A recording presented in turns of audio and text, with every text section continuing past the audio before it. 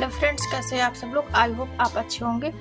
तो आज की क्लास में हम पढ़ने वाले हैं एशियन देशों के बारे में। एशियन देशों के में हमने पहला देश पढ़ा था म्यांमार, तो आज हम उसके बाद थाईलैंड पढ़ने वाले हैं।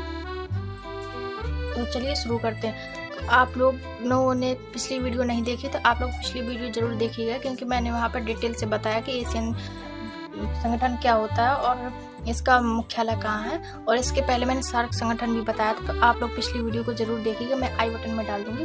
तो चलिए शुरू करते हैं। तो ये हमारा देश है थाईलैंड। तो ये हमारा देश थाईलैंड, इसकी राजधानी की बात कर लेते हैं। तो इसकी राजधानी है बैंकॉक, ये आपको दिख रहा होगा, ये इसकी राजधानी बैंकॉक। इसे हम सफ़ेद हाथियों का देश कहते हैं और थाईलैंड की मुद्रा हो जाएगी बाथ। इसे हम सफ़ेद हाथियों का देश कहते हैं। इसके बाद देख लेते हैं यहाँ पे थाईलैंड। इसमें एक क्वेश्चन और पूछा जाता है कि जो म्यांमार है, ये तो म्यांमार की सीमा भारत और चीन के अलावा और किस देशों के साथ लगती है। तो आप देख पा रहे होंगे म्यांमार है पिंक कलर का, तो म्यांमार की सीमा ये येलो कलर के थाईलैंड से और ये ग्रीन कलर के लाओस से लगती है। तो म्यांमार की सीमा सिर्फ दो, भारत और चीन को छोड़कर थाईलैंड और लाओस से लगती है। इसके बाद हम देख लेते हैं थाईलैंड के ये है हमारा म्यांमार और थाईलैंड को अलग करने वाली एक नहर है जिसे हम क्रा नहर के नाम से जानते हैं। तो आप लोग देख पा रहे होंगे यहाँ पर ये म्यांमार और थाईलैंड को अलग करने वाली नहर है जो कि क्रा नहर है, और ये हो जाएगा हमारा अंडमान सागर और थाईलैंड की खाड़ी को जोड़ती है। तो क्रा नहर दो देशों को अलग करती है, म्यांमार और थाईलैंड, और अंडमान सागर और थाईलैंड की खाड़ी को जोड़ती है। तो ये हमारी नहर हमने देख लिया। इसके बाद हम देख लेते हैं थाईलैंड की राजधानी, तो हमने देख ली बैंकॉक। इसके बाद हम इसे सफ़ेद हाथियों का देश कहते हैं। इसके बाद हम इसके फिजिकल मैप में देखते हैं। इसके फिजिकल मैप में कुछ नहीं, बस आप लोगों को क्रा नहर इसमें भी दिखने के लिए मिलेगी।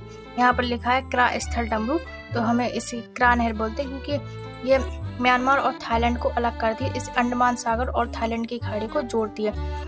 तो आई होप आप लोगों को ये थाईलैंड समझ में आया होगा। यह रबड़ का सबसे बड़ा उत्पादक शहर है। एशिया का सबसे % ज़्यादा रबड़ का उत्पादक यही थाईलैंड से होता है। तो आई होप आप लोगों को थाईलैंड समझ में आया होगा।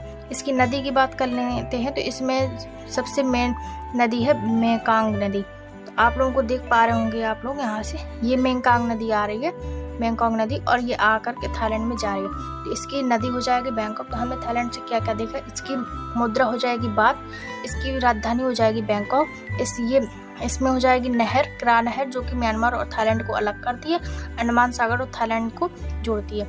इसके बाद ये से हम सफ़ेद हाथियों का देश कहते हैं, और यह रबड़ का उत्पादक सबसे बड़ा उत्पादक देश है। इसके बाद हम बात कर लेते हैं अब लाओस की। लाओस आप देख पा रहे होंगे, तो ये हमारा लाओस, ये लाओस है।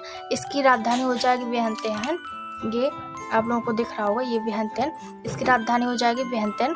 कंट्री लैंडलॉक कंट्री वो होता है जिसकी सीमा समुद्र से नहीं लगती। आप देख पा रहे होंगे इसकी सीमा ये ग्रीन कलर की जो पट्टी जा रही है, लोग इसकी सीमा देख रहे होंगे। तो ये चारों तरफ से देशों से घिरा हुआ है, ना कि समुद्र से। तो ये एक लैंडलॉक कंट्री है, तो इसे हम लाओस कहते हैं।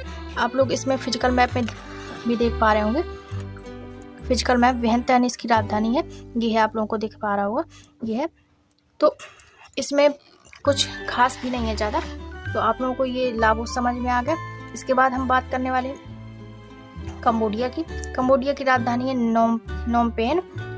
इसमें कंबोडिया की राजधानी नोम पेन हो जाएगी। अब आप देख पा रहे होंगे कंबोडिया की जो सीमा है थाईलैंड से, लाओस से और वियतनाम से लग रही है, आप देख पा रहे होंगे।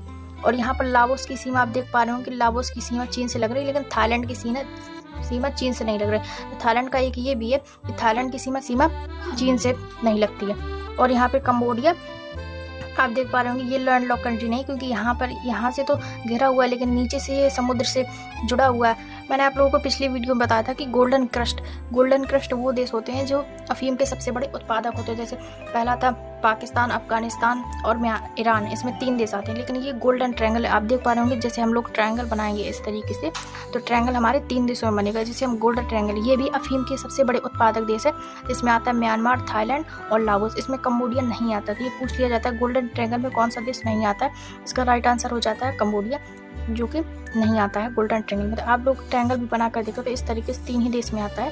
तो ये गोल्डन ट्रायंगल देशों में नहीं आता।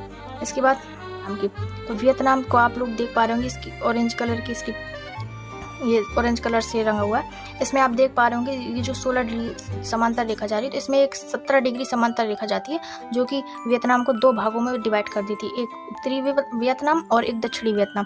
तो यहाँ का एक सबसे फेमस शहर है हो ची मिन्ह।